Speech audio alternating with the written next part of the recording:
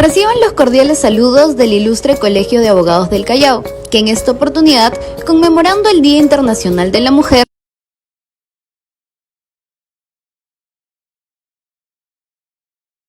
el 7 de marzo del 2025, a partir de las 6:30 de la tarde, en la sede principal del Ilustre Colegio de Abogados del Callao. En ella contaremos con la presencia de la doctora Susana Inés Castañeda Otsu, a quien realizaremos un reconocimiento y condecoración por su destacada trayectoria como magistrada del Poder Judicial al servicio de la nación y por el impulso a la defensa de los derechos de la mujer.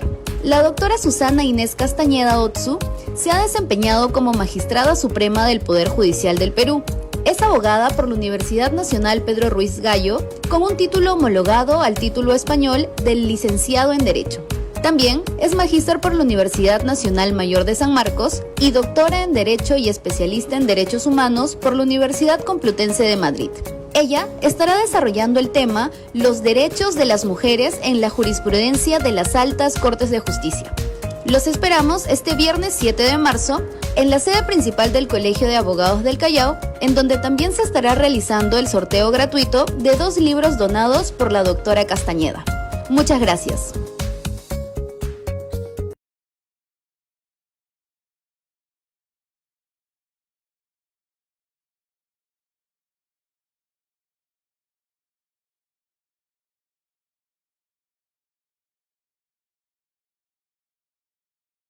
La venia también de nuestro estimado ponente, doctor Renato Sotelo Torres, y con todo el público que nos acompaña por la plataforma Zoom, por el Facebook, por el YouTube y las redes sociales del Ilustre Colegio del Callao. Quiero hacer el uso de la palabra al doctor Ricardo Luis Itacuray para darle la bienvenida correspondiente y el inicio de esta conferencia a la voz del colegio el día de hoy. Gracias, doctor Luis Ichimesa. Señor doctor Renato Sotelo Torres, en primer lugar queremos expresar nuestro agradecimiento por estar el día de hoy con nosotros en el ciclo de conferencias jurídicas virtuales gratuitas en La Voz del Colegio, la cual es presentada siempre y responsable de esta conferencia, maestro Luis Ichi Mesa, para la cual le dejo en el uso de la voz. Soy señor decano, doctor Renato Sotelo, darle la más cordial bienvenida una vez más en nombre del Colegio del Callao y a todo el público que nos sigue en directo y también en las reproducciones que tiene. Para mí personalmente es un honor presentar al doctor Renato Sotelo, a quien lo conozco de las aulas universitarias, su destacada trayectoria académica, profesional, bastante importante y sobre todo el esfuerzo y el reconocimiento, ¿no? Estando en otro país tan lejano, con una sola diferencia, ¿no? Tener esa gentileza de acompañarnos, de verdad que lo valora bastante. Y más allá, para ilustrar un tema también bastante importante, ¿no? Que es el tema del sistema interamericano, derechos humanos y su impacto en el derecho peruano. Doctor Renato, quería ceder el uso de la palabra. Mil gracias por acompañarnos y le cedo el uso de la palabra. Muchas gracias por la gentil invitación. Quiero agradecer en primer término al señor decano Luis Mita Curay, al, al, al director del área académica, el profesor Luis Ishimesa. De verdad es un grato momento, el mayor de los gustos de poder participar en un evento de esta naturaleza, además, digamos, con profesionales de primer nivel, maestros que se han impregnado en todo momento su trayectoria de esos valiosos aportes, ¿no? He tenido, como bien señalaba el profesor Ishi, el gusto de coincidir con él, recibir de boca suya clases brillantes en materia de derecho penal. Precisamente hace algunos días conversábamos con el doctor Ishii sobre lo complicado que era que ciertos abogados sintieran que cuando ejercieran el derecho, cuando llevaban a cabo alguna actividad, la realizaran pensando que digamos que los parámetros son simplemente los parámetros que pone el derecho nacional.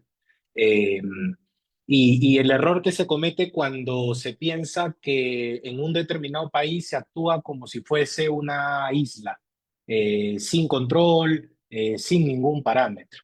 Y recordábamos cómo de alguna manera en el trazo del tiempo hay unos sistemas supranacionales que confluyen para el caso peruano y que nivelan posibles excesos que puedan haberse cometido.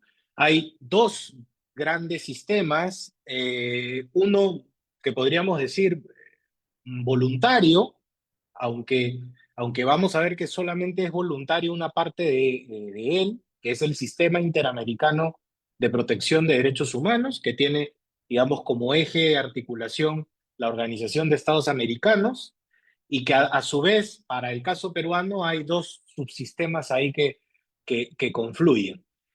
Y por otro lado, un sistema universal, un sistema más amplio, que es el sistema de Naciones Unidas, que ese no es voluntario, que por la sola pertenencia al sistema de formar parte de esta membresía llamada Naciones Unidas, indefectiblemente estamos obligados, ¿no?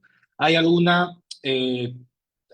esfuerzo que en algún momento hizo un régimen como el de Corea del Norte para intentar sustraerse de sus obligaciones que emanaban del Pacto Internacional de Derechos Civiles y Políticos, ¿no? Eh, y el Comité de Derechos Humanos de Naciones Unidas dijo de manera contundente que dicho tratado, al no tener una cláusula de denuncia, ¿no? De una cláusula que habilitara la posibilidad de apartarse de este sistema de protección, se entendía que todos los estados que en algún momento se habían ratificado o se habían adherido comprendían que no había vuelta atrás.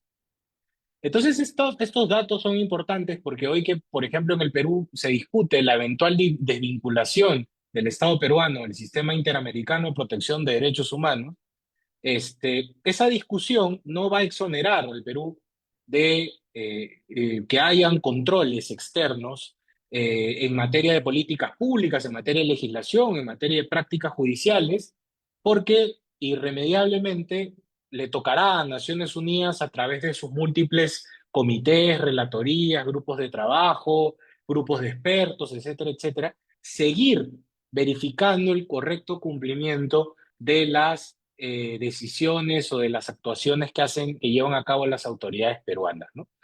Eh, entonces, eso me parece que es un elemento importante, un primer elemento, digamos, de caracterización que hay que señalar.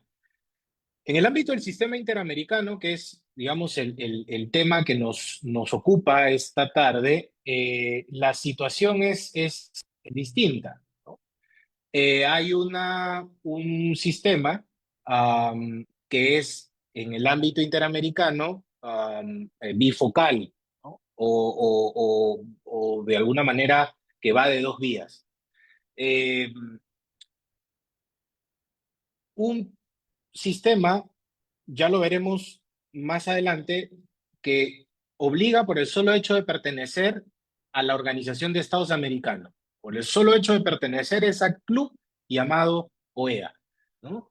Y que básicamente tiene que ver con eh, un marco normativo que va a ser la Declaración Americana de Derechos Humanos, que tiene el nombre de declaración, pero que va a ser un cuerpo normativo que va a tener grado de vinculatoriedad porque es considerado como una fuente de la costumbre internacional, ¿no? Y por otro lado, un sistema voluntario, el sistema que seguramente está más presente en el discurso público y al cual les vamos a poner mayor énfasis, que es el sistema creado por la Convención Americana sobre Derechos Humanos y que parte del acto de ratificación que en su momento hizo el Estado peruano en el año 1978 y que para todos los efectos obliga a las autoridades nacionales.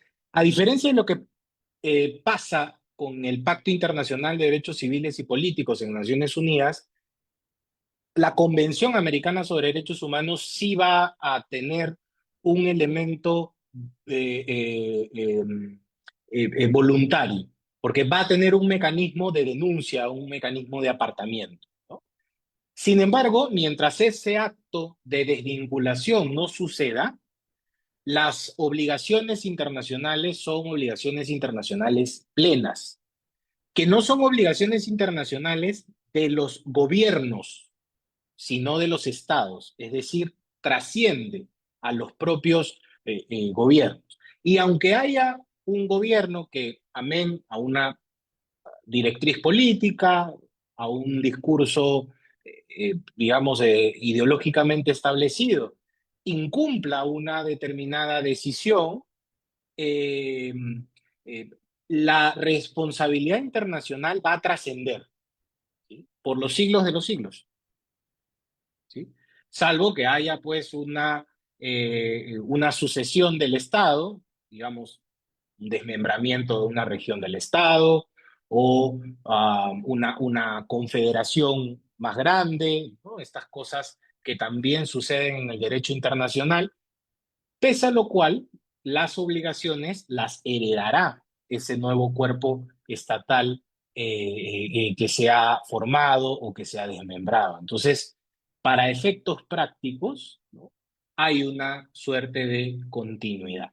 Por eso lo preocupante que a veces la superficialidad del discurso eh, eh, trae pues como consecuencia situaciones bastante complejas, porque de alguna manera u otra dejan por fuera estos elementos que son imprescindibles, ¿no? Y a veces en la discusión pública hay más descalificativos que contenido jurídico.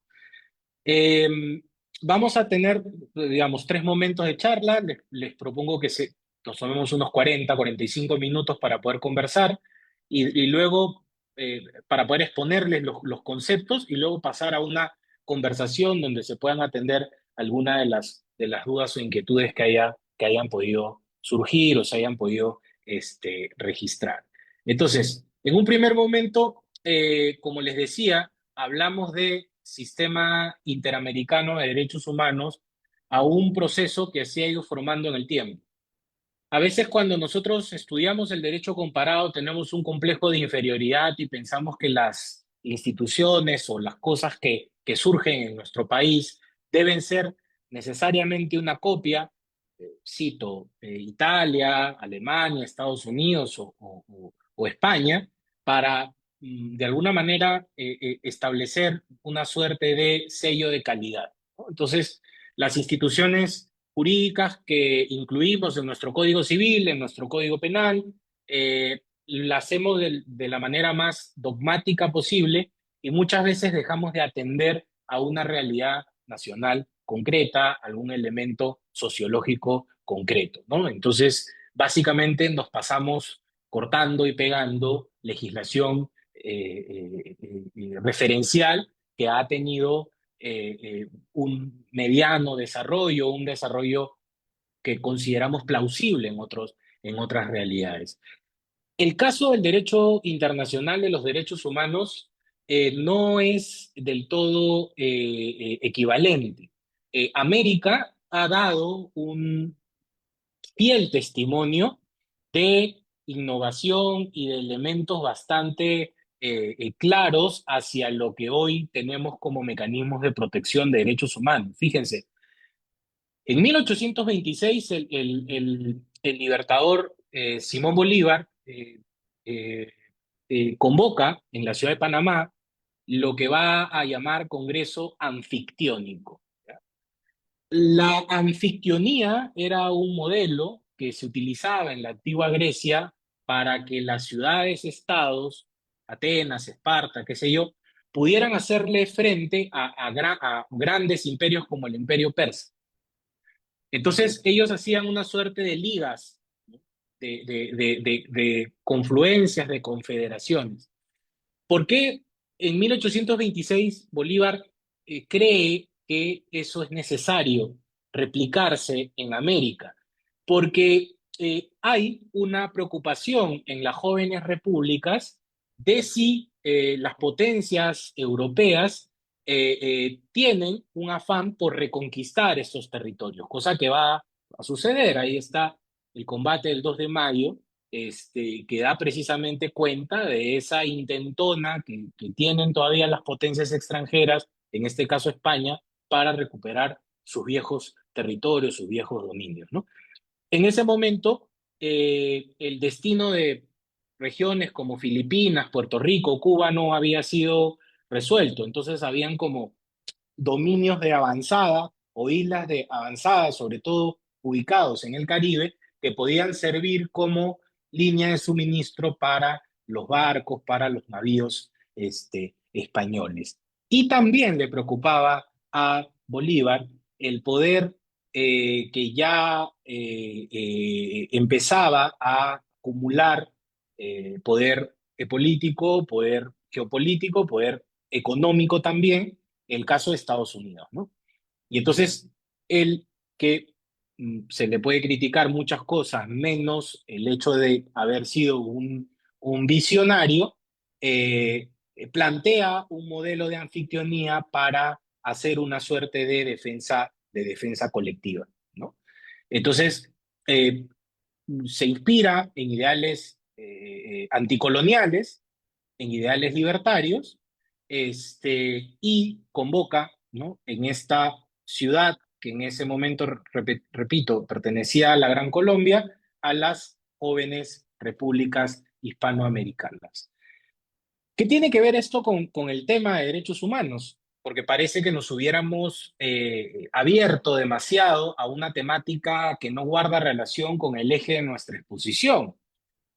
El punto es fundamental porque cuando se redacta y se abre a la suscripción y ratificación el denominado Tratado de Unión, Liga y Confederación Perpetua, el principal eje articulador de este acto internacional es la proscripción expresa del tráfico de esclavos de África y la extirpación absoluta de este tipo de prácticas. Es decir, en el primer acto de integración americana se incorpora un contenido sustantivo, validante en materia de derechos humanos que tiene que ver con la prohibición y extirpación del tráfico de esclavos provenientes de África. Una cosa bastante avanzada para ese momento, aunque había ya algún país como Haití que había logrado su independencia por un, digamos, movimiento de personas afrodescendientes que habían sido antes esclavos, para las repúblicas criollas, principalmente esto era una cosa bastante atrevida, bastante progresiva. Y nosotros vemos el reflejo de lo que pasaba pues, en Estados Unidos. Esta discusión se va a dar todavía en la década de los 60 del siglo XIX, ¿no? 1860 en adelante con Abraham Lincoln, aquí en el Perú con la situación de Castilla, etcétera, etcétera, ¿no? Lamentablemente este tratado no va a entrar en vigor, ¿sí? Las luchas entre caudillos va a apagar esta iniciativa bolivariana. Solamente el tratado lo va a ratificar la Gran Colombia, y la cosa va a caer en el olvido. Se va luego a trasladar esto a la Ciudad de México, en la denominada Villa de Tacubaya, un México que pasa a ser un modelo imperial. La primera forma política de México va a ser el imperio mexicano, pasa a una república, y también esta sucesión de caudillos va a pues, resultar perjudicial, ¿no? Entonces, esta iniciativa se va a apagar absolutamente. ¿Qué es lo que queda de estos viejos ideales panamericanos? Precisamente esa red vial que recorre pues el continente, bueno, la más gran parte del continente, desde la Tierra del Yukón hasta Tierra del Fuego, ¿no? Con la excepción de esta porción geográfica que es la zona del Darién, en el Panamá. eh, Va a ser básicamente, pues, bueno, un buen recuerdo de esa iniciativa que allá en los lejanos 1826 tuvo el libertador Simón Bolívar. En el caso de la Organización de Estados Americanos, luego va a haber un intento a fines del siglo XIX por unificar a las repúblicas americanas, pero esta unificación va a ser esencialmente comercial, a través de iniciativas para recopilar información de tarifas comerciales, de tarifas aduaneras y pues promover, ¿no?, el naciente intercambio comercial, la, digamos, el despegue de los jóvenes puertos que se habían establecido, ¿no? Y esta idea va a retomarse todavía en el año 1948. Entonces, propiamente podemos decir que a partir del año 1948, mayo del año 1948, se va a retomar la idea de una América como un espacio donde se puede cobijar un sistema de protección de derechos humanos. En el año 1948 va a pasar algo muy importante, pues el 10 de diciembre de dicho año se va a aprobar la Declaración Universal de los Derechos Humanos, pues una iniciativa promovida por la Organización de las Naciones Unidas. Y meses antes, en el ámbito americano, se va a adoptar una declaración en materia de derechos y deberes del hombre, ¿no?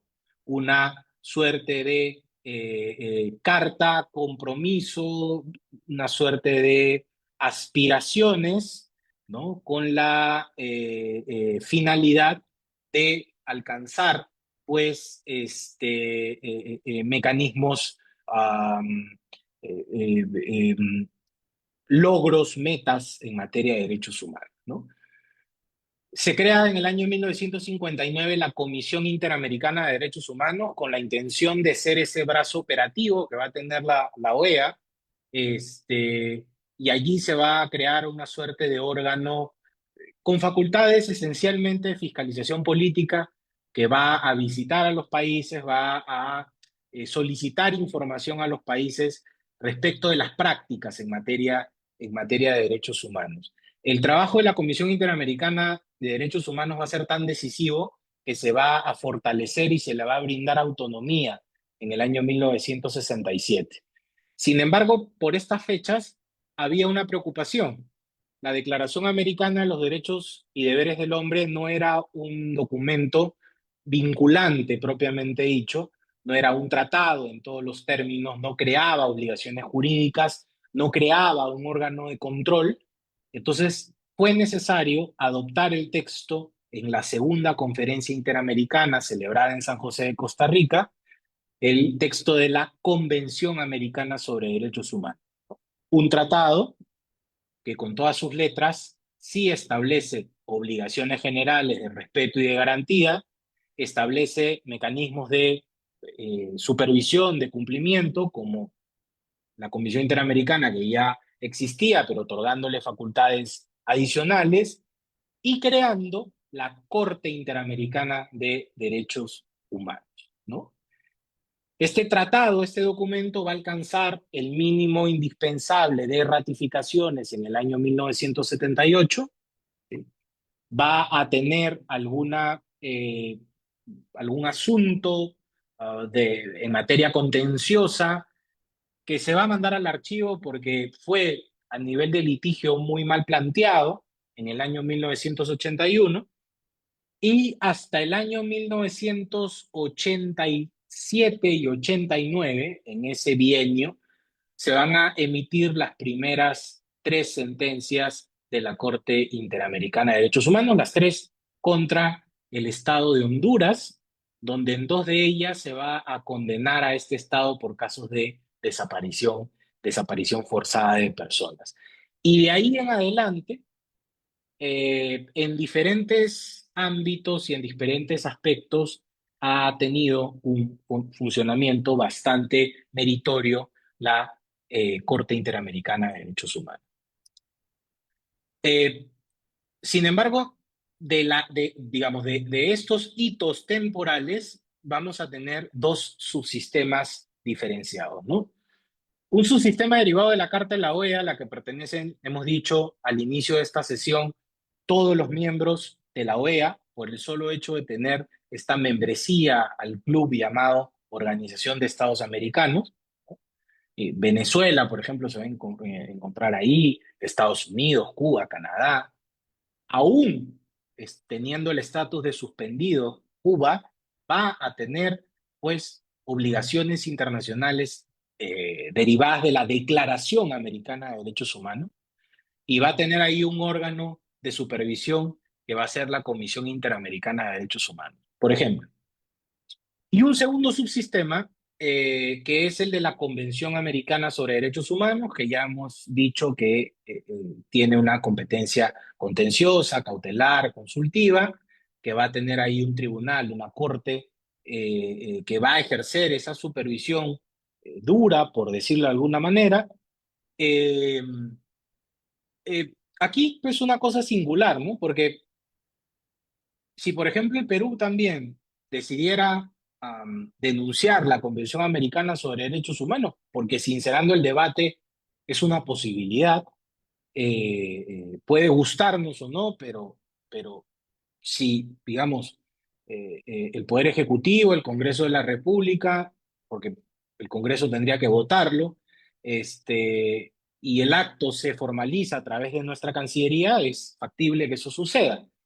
Pero si nosotros nos apartamos de la Convención Americana sobre Derechos Humanos, decíamos al inicio de la clase, tenemos las Naciones Unidas, pero también tendríamos la supervisión permanente de la Comisión Interamericana de Derechos Humanos, ¿no?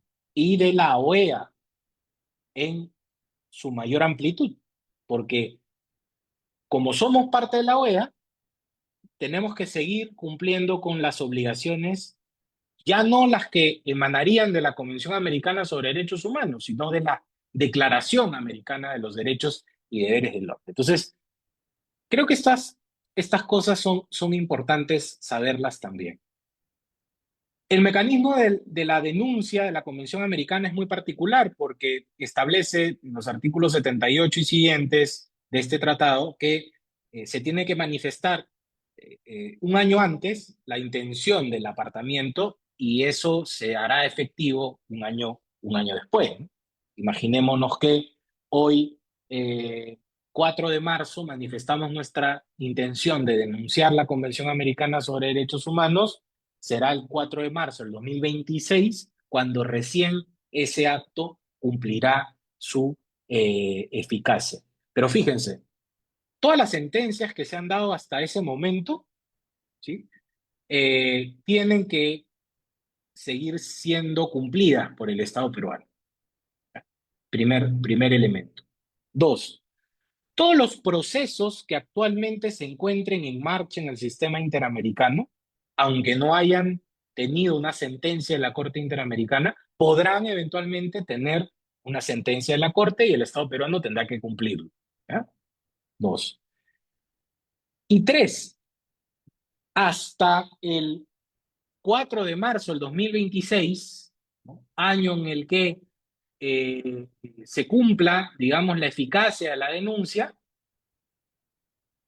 hasta esa fecha, todos los actos irregulares, vulneraciones a derechos humanos que cometa el Estado peruano, cualquier agente del Estado peruano, ¿sí?, podrá ser en el futuro materia de conocimiento por parte de la Corte Interamericana de Derechos Humanos. Entonces, no es algo tan sencillo como sacudirnos del polvo y seguir adelante sin un mecanismo de supervisión.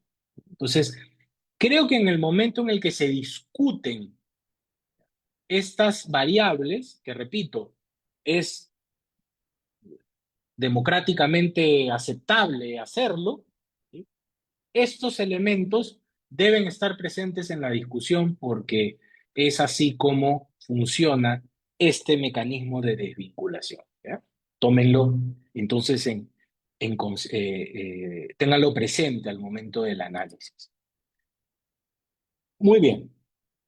Estos sistemas, este sistema que es el sistema interamericano y esos subsistemas que acabamos de describir su funcionamiento, ¿cómo funcionan? Aquí hay una regla imprescindible que muchas veces nuestros colegas se olvidan porque a veces algún connotado jurista, cuando está, digamos, en el fragor de la batalla, le acercan un micrófono eh, para una declaración pública porque un juez, por ejemplo, una sala, no les dio la razón, dicen que van a recurrir a instancias internacionales.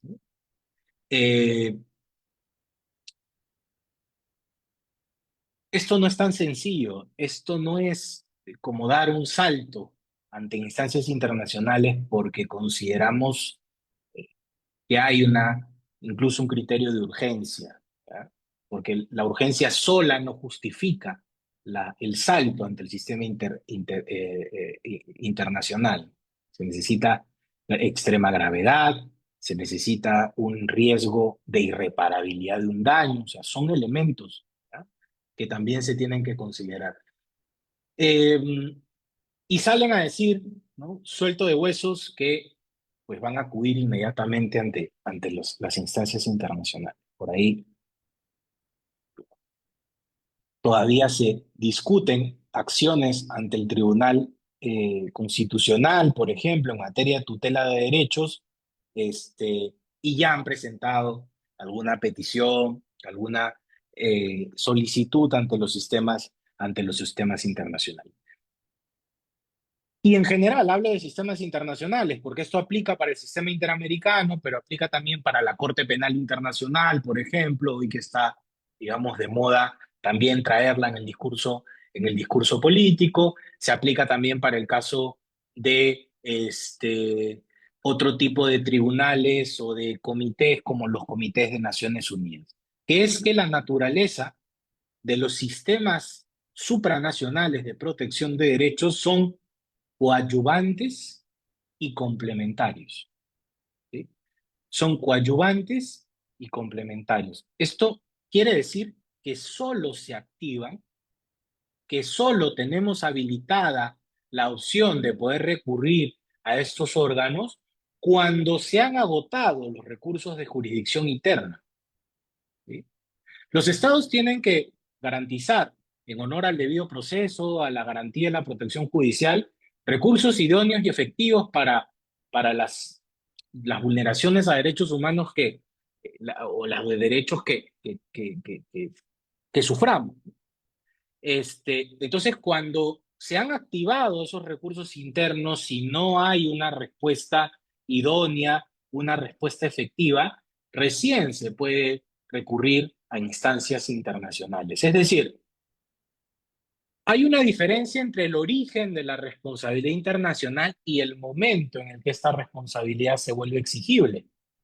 Se origina en el momento mismo en el que se transgrede un tratado. El artículo 4 de la Convención Americana sobre Derechos Humanos, el artículo 4.1, dice que todas las personas tienen el derecho a la vida. ¿De acuerdo? Entonces, si alguna persona, por ejemplo, por intermediación de un agente estatal, actuando directamente o porque omite deberes de cuidado o porque coopera irregularmente, matan a alguien, hablemos de una ejecución extrajudicial, ¿ya?, hay una responsabilidad internacional del Estado. Pero en ese momento no hay exigibilidad, ¿sí? ¿Se entiende? Los abogados, los familiares, tendrán que agotar los recursos de jurisdicción interna y el Estado tendrá que atenderlos, y cuando no los atienda, cuando genere una situación de impunidad, cuando no repare a las víctimas de esas violaciones a derechos humanos, solo en esa situación concreta podrá acudirse a instancias internacionales. Esa es la regla, ¿sí? Esa es la regla general. ¿Habrán excepciones? Sí, pueden haber excepciones a esta regla, ¿no? Cuando no exista el recurso, cuando no existan garantías para votar ese recurso, ¿sí? O cuando haya una demora injustificada en el abocamiento por parte de la autoridad judicial del recurso que se ha interpuesto. De manera tal que hay una regla bastante exigente, que es la regla del agotamiento de los recursos internos, en virtud a la naturaleza coadyuvante y complementaria de los sistemas internacionales de protección de derechos humanos. Y habrá, pues, un momento posterior, que es el momento de la exigibilidad. Eso es imprescindible, repito, porque incluso connotados colegas no diferencian a menudo estos criterios que son fundamentales. Bien, a partir de esta jurisdicción, un órgano como la Corte Interamericana de Derechos Humanos, por ejemplo, administra justicia, ¿no? Ejerciendo tres competencias que le otorga la Convención Americana sobre Derechos Humanos. Una competencia contenciosa, que es el conocimiento, análisis de casos, las decisiones, la sentencia, cuando una persona o un grupo de personas indica que se ha vulnerado sus derechos. Una competencia cautelar en la cual la Corte Interamericana emitirá medidas urgentes o medidas provisionales cuando haya una situación de extrema gravedad, urgencia y riesgo de daño irreparable. Esos tres elementos tienen que concurrir. Aquí la Corte no analiza el fondo de la controversia, ¿sí? Solamente el requisito de extrema gravedad, urgencia y peligro de que se ocasione un daño irreparable. Es una medida cautelar en todas sus extensiones. Las puede pedir la Comisión Interamericana de Derechos Humanos en casos que no están siendo materia de conocimiento por la Corte. Recordemos que cuando en el trámite ante la Corte Interamericana la Comisión actúa como una suerte de fiscalía, ¿sí? O puede pedirlo los representantes de las víctimas directamente, estas medidas provisionales, estas medidas urgentes, cuando hay un trámite en marcha, ¿no? A veces se han presentado casos, por ejemplo, en Colombia, de amedrentamiento en contra de los abogados que están llevando un caso ante el sistema interamericano, ¿no? Les han hecho un seguimiento, les han puesto algunos explosivos en sus instalaciones, y entonces es importante que la Corte Interamericana emita un pronunciamiento para cautelar estos intereses y evitar, pues, que haya una vulneración a derechos humanos, ¿ya? Y hay una tercera competencia, que es la competencia consultiva. Una competencia consultiva que guarda relación con opiniones, ¿sí? A pedido de los estados, a pedido de la Comisión o a pedido de algún órgano de la Organización de Estados Americanos, donde la Corte, por su expertise en la materia de los derechos humanos, puede, pues, emitir una opinión, un criterio determinado, ¿no? No es sobre la base de un caso, no es sobre sobre la base de una medida de naturaleza urgente, ¿sí? Es, digamos, sobre la base de una inquietud que puede ser en materia de la interpretación de cualquier artículo de la Convención Americana sobre Derechos Humanos, en materia de la compatibilidad o interpretación de algún tratado relacionándolo con la Convención Americana sobre Derechos Humanos, ¿sí? O de una ley o proyecto normativo que se haya aprobado o esté en camino de aprobarse en alguno de los estados que pertenecen al sistema interamericano de derechos humanos, ¿no? Esos serían los tres supuestos que habilitarían la posibilidad de interponer una opinión consultiva ante la Corte Interamericana de Derechos Humanos. Es importante porque queda claro que cuando el Estado peruano es hallado responsable por alguna violación a derechos humanos y se notifica esa sentencia, la decisión debe ser indefectiblemente cumplida por las autoridades, ¿no? Habrá una notificación a Cancillería, esta a su vez a la Procuraduría Supranacional, que está dentro de la estructura de la Procuraduría General del Estado. Habrá una determinación de responsabilidades en relación eh, de los órganos que han podido tener, sus funcionarios han podido tener una responsabilidad en la comisión de los hechos. Por lo general, esto es un diálogo que se hace con um, ministerios, órganos del Poder Judicial, algún órgano constitucional como el Ministerio Público, o que se hace también a nivel de gobiernos regionales o municipalidades. Ahí también pueden haber irregularidades que pueden, digamos, generar en una vulneración a derechos humanos. Entonces, cuando esa decisión es de alguna manera notificada, el Estado, repito, tiene simplemente que cumplirla, que acatarla, ¿no? Hay una etapa de em, aclaración, ¿no? Donde puede la Corte Interamericana emitir una sentencia interpretativa, que no es una revisión de sus fallos, sino algún criterio que haya quedado en oscuridad, en ambigüedad terminológica y es de alguna manera aclarada por el Estado, la Corte Interamericana de Derechos Humanos. Y luego de esa notificación y de eventual emisión de una sentencia interpretativa, se abre el plano, digamos, la etapa de supervisión de cumplimiento, ¿no? Donde,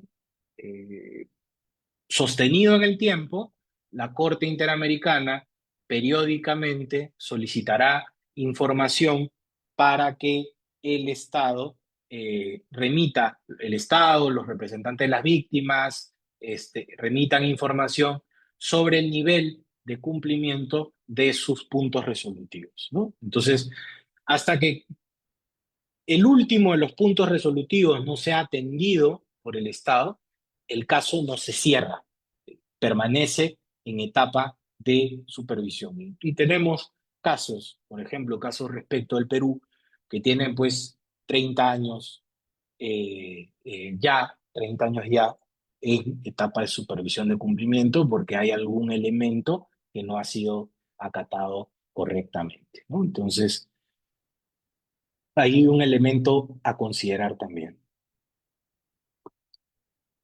Sin embargo, el impacto del sistema interamericano de derechos humanos trasciende a estas sentencias, ¿sí?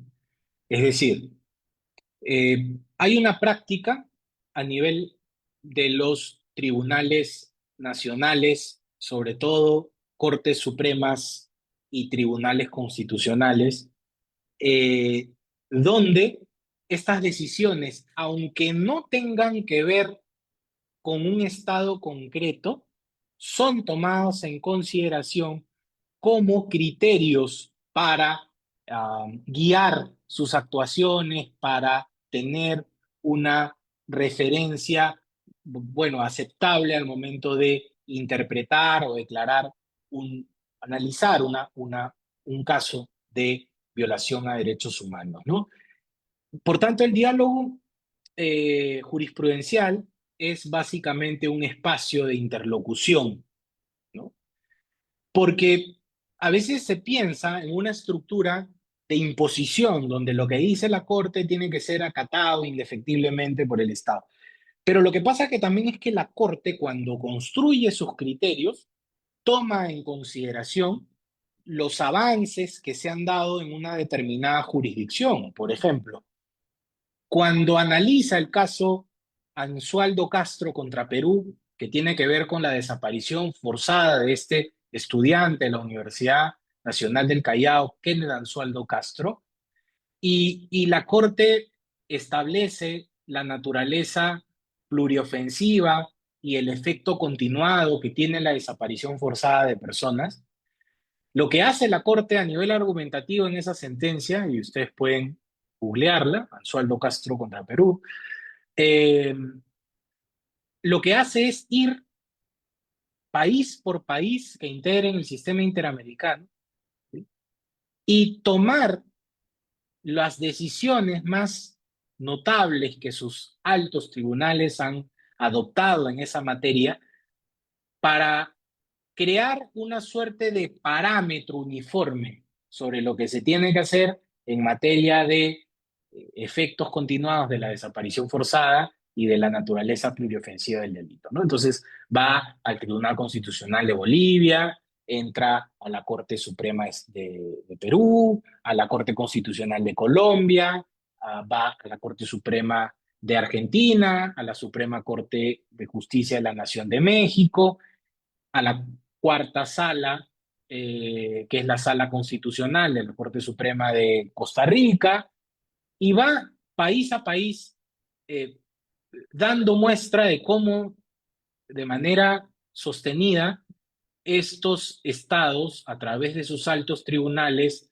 han pues determinado criterios muy similares en estas materias. Y a partir de esa base, establece su decisión en dicho caso, ¿no? O sea, no solamente es, repito, una cosa que viene impuesta de manera, o que podría venir impuesta de manera vertical, sino que también hay una retroalimentación, un aprendizaje que se lleva a cabo a partir digamos, elementos o prácticas de las cortes, de los tribunales nacionales, ¿no? Eso es una cosa de diálogo, ¿no? No es una imposición, no es un monólogo, sino un intercambio conjunto, que se facilita a través de las disposiciones constitucionales, ¿no? A mí me parece importante el artículo 55, el artículo 200 de la Constitución, prácticas de el Tribunal Constitucional sobre las sentencias interamericanas también. Es ahí el caso de un proceso de inconstitucionalidad, el 0025-2005, ¿no? Que pues reconoce el rango constitucional que tienen los tratados internacionales. Y hay disposiciones a nivel también legal, como el caso del Código Procesal Constitucional. Con alguna modificación, porque antes era, digamos, los casos resueltos en general por los órganos internacionales, ahora es los casos resueltos por los órganos internacionales en los cuales el Estado peruano ha sido parte, ¿no? Pero bueno, o sea, se entiende que son sentencias solamente contra Perú, ¿no? No había una condena para el caso peruano. Pero, bueno, esa es una cosa bastante reciente. En líneas generales, la cosa ha sido bastante consistente por ampliar esta mirada. Por ejemplo, en el acuerdo plenario número 9 de la Corte Suprema de nuestro país, eh, eh, se toma en consideración decisiones de la Corte Interamericana de Derechos Humanos, caso de Leodoro Portugal contra Panamá, Velázquez Rodríguez contra Honduras, Alobo Eto'e contra Surinam, para sostener parámetros de investigación en materia de desaparición forzada, ¿no? Aquí ni siquiera se trata de una decisión, digamos, de una casación, una ejecutoria suprema, sino pues de un acuerdo plenario. Entonces ahí podemos ver cómo de alguna manera se toma en consideración estos elementos del derecho internacional, cómo se establece esta relación dialógica. En el acuerdo plenario número 1, por ejemplo, sobre delitos contra la libertad sexual, sobre el tema de delitos y actos de investigación con perspectiva de género, se toma, por ejemplo, el caso González y otras, también conocido como el caso Campo Algodonero contra México, para precisamente pues hacer un desarrollo bastante particular sobre estos elementos. Lo mismo lo vamos a encontrar en el Acuerdo Plenario 3/2006 para desarrollar los alcances de las libertades comunicativas, específicamente las cuestiones relacionadas con el exceptio veritatis, el tema del derecho a la información, recurriendo a casos como el caso de Herrera Ulloa contra Costa Rica, ¿no? Entonces, fíjense cómo la Corte Suprema entiende de esa riqueza que le aporta la jurisprudencia de la Corte Interamericana para abordar mejor sus criterios y emitir pues decisiones bastante completas en esta materia. El Tribunal Constitucional, yo aquí cito el caso donde se limita las facultades del Jurado Nacional de Elecciones, porque había una cláusula constitucional que decía que eran irrevisables estas decisiones. Aquí hay un criterio bastante importante del Tribunal Constitucional en este caso, pues donde señala que en el Estado constitucional no hay islas exentas de poder, ¿no? Y hay una cosa relacionada con la posibilidad de que se revisen las decisiones del Jurado Nacional de Elecciones, se abre la puerta, cuando hay una vulneración a los derechos políticos de las personas, ¿no? Aquí, ¿qué utiliza el Tribunal Constitucional para fundamentar su decisión? Un caso que años antes había sido resuelto por la Corte Interamericana de Derechos Humanos, el caso Yatama contra Nicaragua, ¿no? Entonces, fíjense, también en materia electoral, ¿no? Pues el Tribunal Constitucional toma en cuenta estos parámetros para avanzar de manera notable en un control que se hace.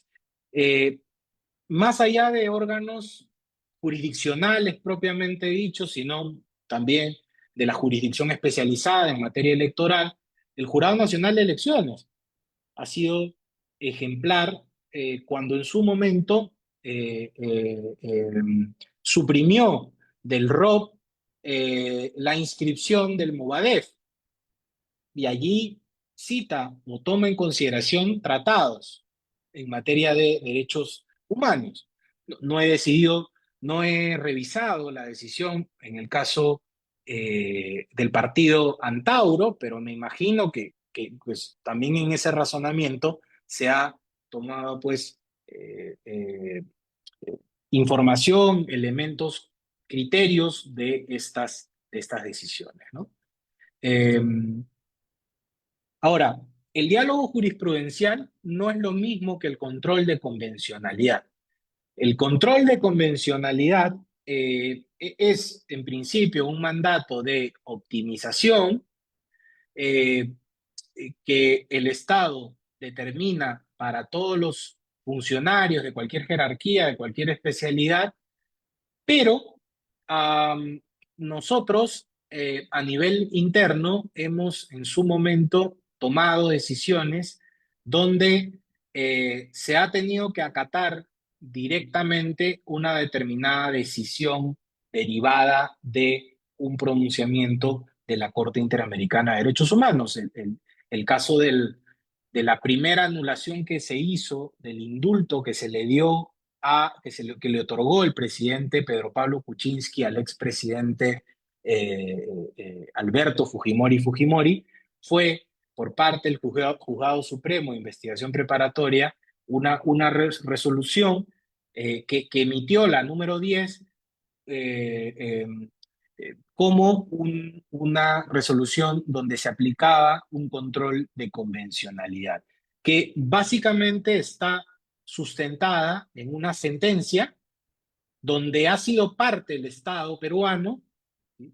Y donde expresamente hay un mandato definido que pide revocar o hacer una cosa concreta. Ha habido, por ejemplo, caso de la Corte Suprema Argentina, donde se ha tenido a través de control de convencionalidad resolver un incidente de prescripción de un acto de tortura. A pesar de que la Corte Suprema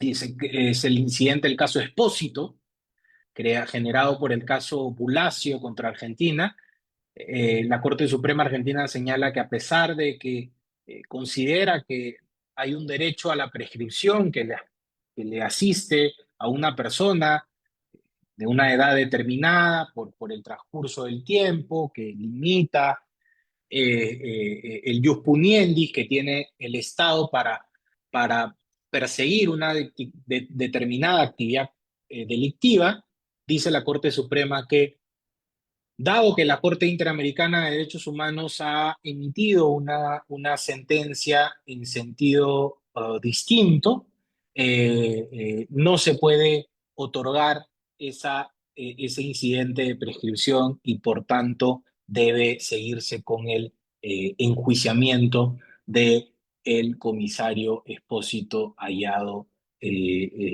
o procesado por este caso de tortura, ¿no? Entonces, a diferencia del diálogo jurisprudencial, donde hay una relación de horizontalidad, ¿sí? El control de convencionalidad se aplica como si fuese una imposición vertical, ¿no?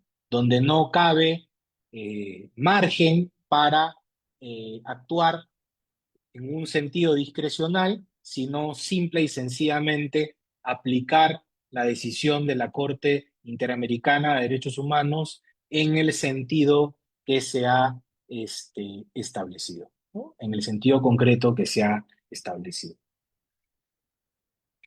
También, aparte del diálogo jurisprudencial, que podría aplicarse a órganos de naturaleza jurisdiccional o competencias jurisdiccionales, también se habla en la actualidad de algo llamado diálogo institucional, porque hay instituciones que tienen otra naturaleza más administrativa, por ejemplo, que también han empezado a recurrir a los tratados y a las decisiones internacionales para fundamentar sus decisiones. Tal es el caso, por ejemplo, del Indecopi respecto de actos en contra de los derechos del consumidor que fueron en su momento basados en la orientación sexual del consumidor, ¿no? Entonces, pues Indecopi ha recurrido, por ejemplo, al Protocolo de San Salvador para fundamentar una decisión coherente con los derechos humanos. A nivel legislativo, también el Congreso de la República, por ejemplo, ha tomado en consideración en su momento la Convención Americana, el artículo 22, inciso 5, para eliminar del Código de Procedimientos y el Código de Ejecución Penal la pena de expatriación, que antes se encontraba vigente, ¿no?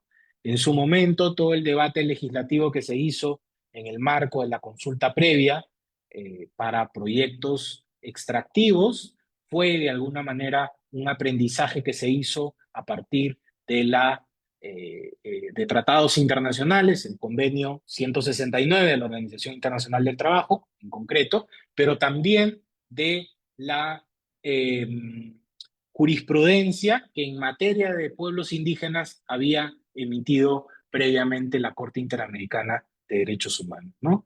La incorporación del delito de feminicidio, por ejemplo, en el Código Penal, también parte de una experiencia legislativa donde se tipifica digamos, un agravante basada en criterios de violencia de género, ¿ah?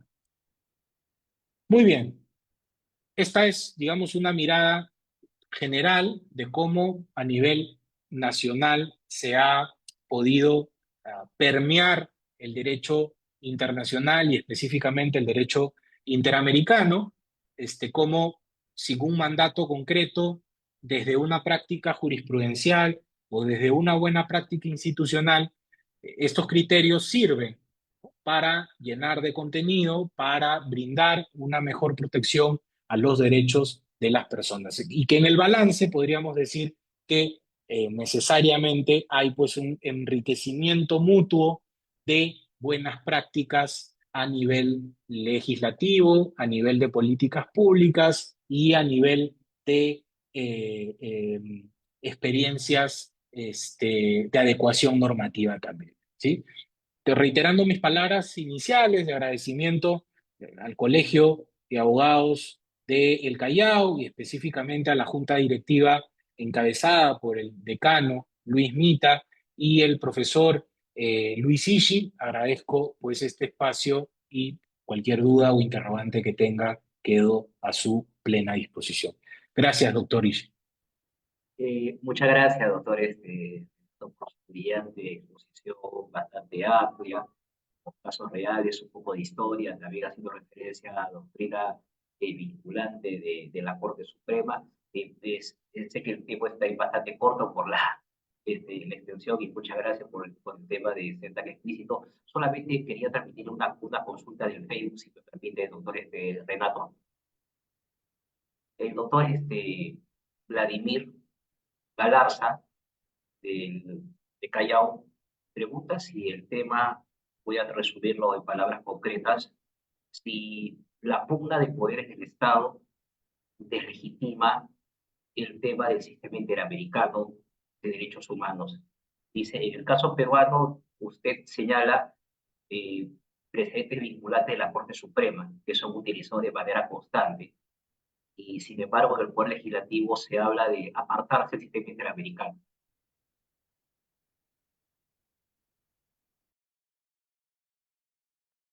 Es una pregunta súper importante, ¿no? Y de alguna manera mm, no se deslegitima el sistema interamericano, se deslegitiman los poderes públicos frente al sistema interamericano.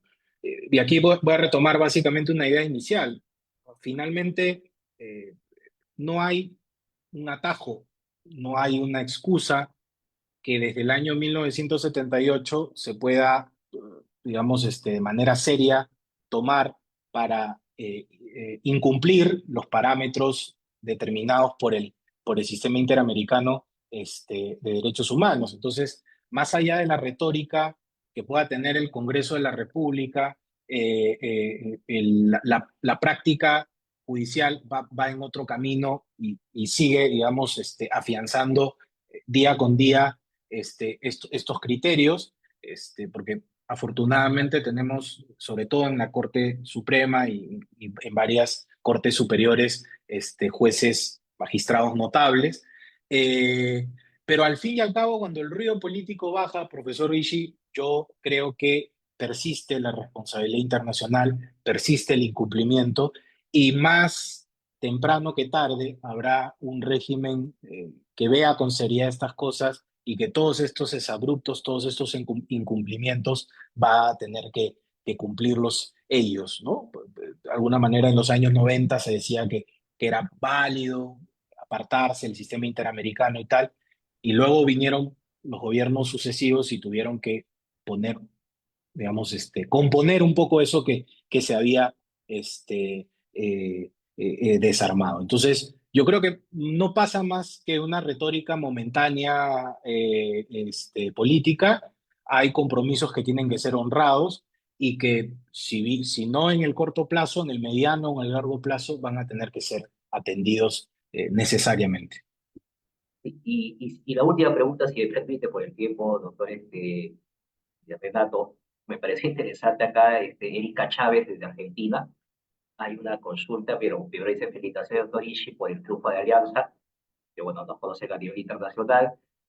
Pero nos pregunta Erika, eh, justo acá, ¿no? Hablando de tema que hemos conversado, hoy en Argentina ocurrió también un tema particular sobre el tema de propuestas, ¿no? Eh, políticas, dice acá, ¿no? De, por ejemplo, reducir los índices de imputabilidad. El señor Milei dijo que obviamente hasta menores de 10 años podían responder penalmente, ¿no? Entonces es un tema, me dice, que ha ocurrido hoy día en Argentina, lo cual deslegitima y cuestiona también precedentes de la Corte Interamericana. Interesante pregunta de la Argentina, nuestra amiga Erika Chávez. Sí, es sumamente claro que estos, digamos, más allá de la necesidad político-criminal, que ahí yo, me manda capitán, no manda marinero, profesor Ishii, usted sabrá cómo, digamos, qué elementos de justificación material pueden servir para atender una situación de peligrosidad o de riesgo percibido por una sociedad determinada. Sí hay tratados, la Convención sobre los Derechos del Niño, la cláusula del artículo 17 de la Convención Americana sobre Derechos Humanos, que determina claramente cuál es la edad de imputabilidad. Entonces, a ver, de lo que se olvida en todo caso la retórica es de hacer pues la tarea, ¿no? Y lo primero que se tiene que hacer es hacer una suerte de examen de debida diligencia, ver cuáles son las obligaciones internacionales y sincerar y decir, bueno, no quiero cumplir o a partir de ahora ya no quiero cumplir esto, entonces me aparto de este tratado o, digamos, asumo otro camino, ¿no? Pero al final esta retórica que es de bastante ruido y tal, se queda pues en el segundo paso, ¿no? Como el equipo de la Alianza Lima que se quedó en segunda, que es simplemente quedarse con esta discusión en el Parlamento, de alzar la voz y tal, pero no analizar las cuestiones de fondo. Entonces, creo que hay un camino que aunque se hable fuerte, que aunque se repita una y otra vez, pasa por esos dos momentos. Entonces, si de verdad se quieren poner, por decirlo de alguna manera, entre comillas, ¿no? Los pantalones y hacer una lucha político-criminal bastante agresiva, porque pues hay menores de 16 o de 14 y tal. Lo primero que se tiene que hacer es ordenar a nivel de los compromisos internacionales, dar un paso al costado, sincerar y tal, y luego ir a la siguiente discusión a nivel parlamentario. Todo lo demás me parece que es simplemente fruto de la apariencia, del momento, de la emoción, pero que no lleva a ningún puerto seguro. Bueno, muchísimas gracias, doctor Renato Sotelo. Solamente acá un comentario de doctor Fermín Torres. Excelente ponencia, por favor. También el grupo Tu Mirada, Nuestra Mirada, que es un grupo de estudios de Carla Céspedes, dice si puede compartir sus diapositivas. Solamente eso, doctor Renato. Sí, sí, con todo gusto. ¿Lo envío aquí al grupo? O- o Sí, después, lo- lo- después con la señorita Leti lo- para que lo pueda compartir. ya lo tiene, ya lo tiene. Ya se lo Correcto. envié. Sí, ya lo tengo ya. Correcto. Nada, solamente de parte mía agradecerle verdaderamente brillante su exposición, bastante amplia, detallada, a los oyentes que siendo un tema que estamos impulsando, ¿no, Renato? El tema de todas las áreas del derecho penal ha colmado la atención y preguntas interesantes, ¿no? De nuestro público oyente. Quería obviamente dejarle al doctor Luis Mitacura y nuestro decano, ¿no? Que impulsa todo este tema de actividades académicas en su junta directiva para que pueda hacer la clausura correspondiente y también el video de reconocimiento, doctor Vita. Doctor Vita, le cedemos el uso de la palabra. Doctor Renato Sotelo Torres, en nombre del Colegio de Abogados del Callao, queremos expresar nuestro agradecimiento por tan excelente exposición y esperamos contar con su presencia en otra oportunidad, siempre y cuando lo convoque el doctor maestro Luis Alejandro Ichimesa. Con el mayor de los gustos.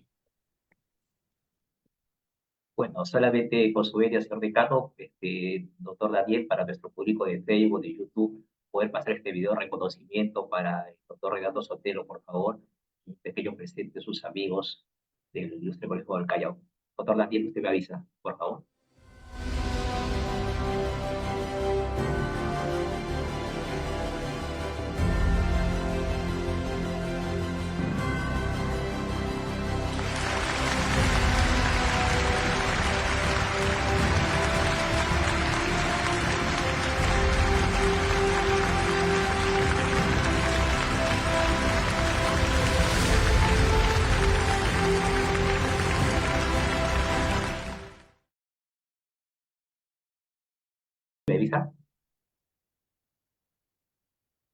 Correcto, solamente reiterarle mi agradecimiento al señor decano, doctor Luis Vitacuray, al doctor Renato Sotelo Torres, que no es cualquier día, es un día obviamente muy especial, donde obviamente ha habido alegrías deportivas para el fútbol peruano y también una excelente ponencia por parte de nuestro doctor Renato Sotelo Torres. Agradecerle a todos los presentes de manera virtual que nos ven vía YouTube, vía Facebook, por las redes sociales, y también doctor Renato para quienes ven la transmisión, que son obviamente magistrados y personal jurisdiccional y administrativo que nos siguen, obviamente después de las transmisiones. Estamos de verdad muy contentos por su participación y esperemos tenerlo, ¿no?, en una muy próxima oportunidad. Eternamente agradecido y de verdad en nombre del Colegio del Callao, el Ilustre Colegio del Callao, y gracias a todas las presentes y los presentes que obviamente demandan temas tan importantes como Gracias.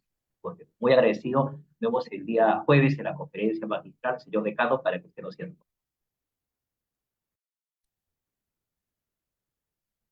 Damos por terminada y agradeciendo a todos los asistentes. Buenas noches.